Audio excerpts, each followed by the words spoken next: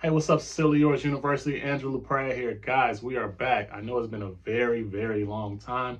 I apologize, but your boy is back. Today, we're going to hit our content with simply talking about, do you want to be the face of your brand or do you want a faceless brand? I'm going to talk to you about the benefits and the pros and the cons of both being a faceless brand or being the face of your brand. Tune in, Silly Yours University. Let's go.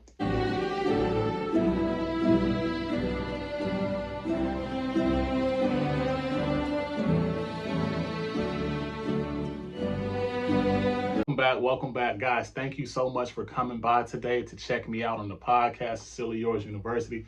Guys, today we're talking about being the face of your brand or a faceless brand, the pros and cons of both.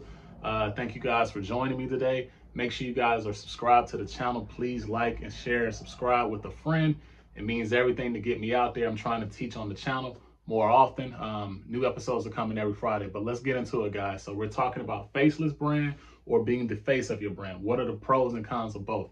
Now, I've struggled with this and I'm still struggling with this, but what I come to find out is that you're never going to get out of being the face of your brand, because in the beginning it is completely you. Until your brand just completely takes off, everybody is going to associate the brand with being you. So you are the face of the brand. You are the brand. Everybody's going to be like, okay, hey, such and such, I need this. They're not going to hit your brand up in the comments as an entity because they know you personally. So until you can break from that, that's when you're going to be that. Now, the only thing about being the face of your brand is when you're the face of the brand, you're constantly have to be seen. So if you're not to your standards up to par, that's something that you got to deal with, because you're constantly the face. You constantly have to be in the limelight.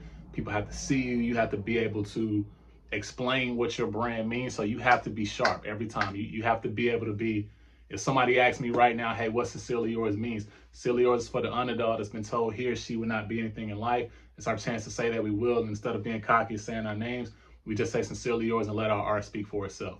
No stuttering, is right on the point. Boom, like that. So you got to be able to spit your stuff. You got to always be able to be seen. You got to be able to be marketable if you're the face of the brand. So that's kind of the cons of that. So if you're like a guy or a woman that's a little bit shy, then you might want to go to being a faceless brand. So a faceless brand means like you're doing your creating and you're dropping your content and you're doing things of the sort, and you're kind of hiding behind the brand. So people don't even know that, oh, hey, such and such made this brand like that. They don't even know because you're a faceless brand. Now, that's what I'm trying to get to now. I've been doing Sincerely Yours now since 2012, as far as my active years since 2017. So we're almost, even with the active years, almost at a decade. So my face is definitely the brand. Like people know who I am.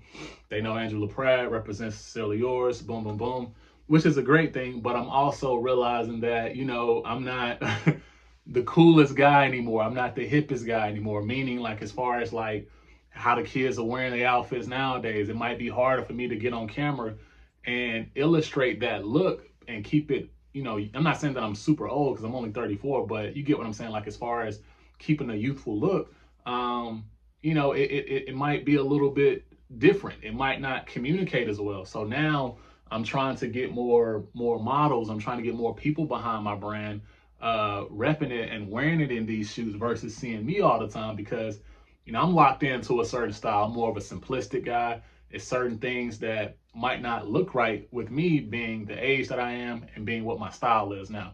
So Sincerely Yours is within the demographic of, I would say, that 24-year-old to probably about 35-year-old. I mean, younger people can wear it. Younger people have worn it because everybody has certain styles.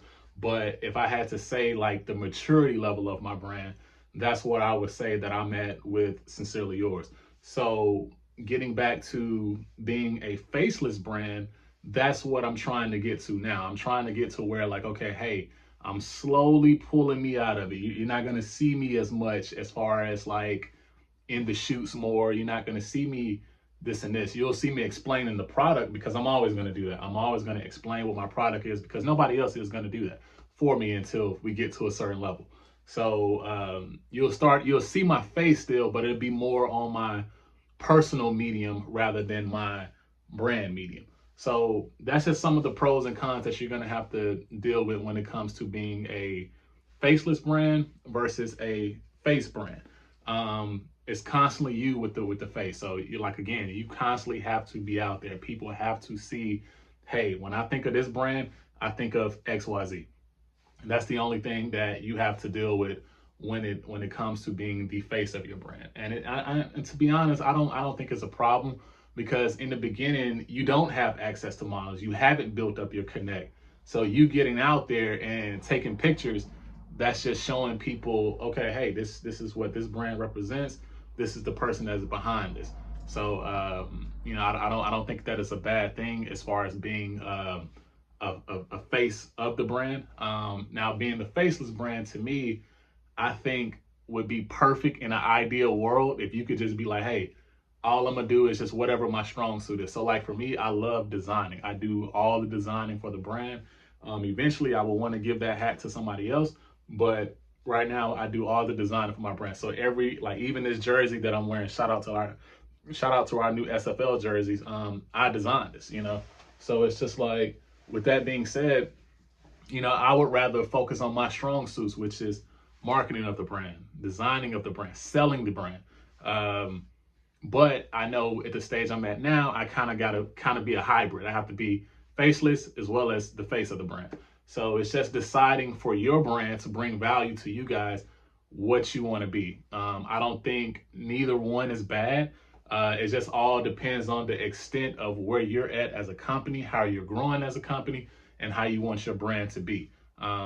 If you're seeing yourself as being a faceless brand, just make sure that your money got to be a little bit long to do that, because you constantly have to pay people, because a lot of people are not doing stuff for free. Every now and then you're going to find somebody that's going to do something on the strength of you, but typically a lot of people are not doing stuff for free. So that's one of the cons about being a faceless brand. You have to constantly fuel it with money. You have to be able to get influencers in your stuff, get models, get people repping it and stuff like that. So one of the pros about being a face brand is you. So it's completely free. As long as you got time, you can go out there, you can shoot your stuff. So those are the benefits of being a faceless brand versus being the face of your brand. I hope that this video gave you value today. Guys, please like, share, subscribe to the podcast. You could have been anywhere in the world, but you guys decided to be with me today, and I'm very appreciative. Please tune in to the next episode of Cecilia York University. Andrew LaPratt, we out.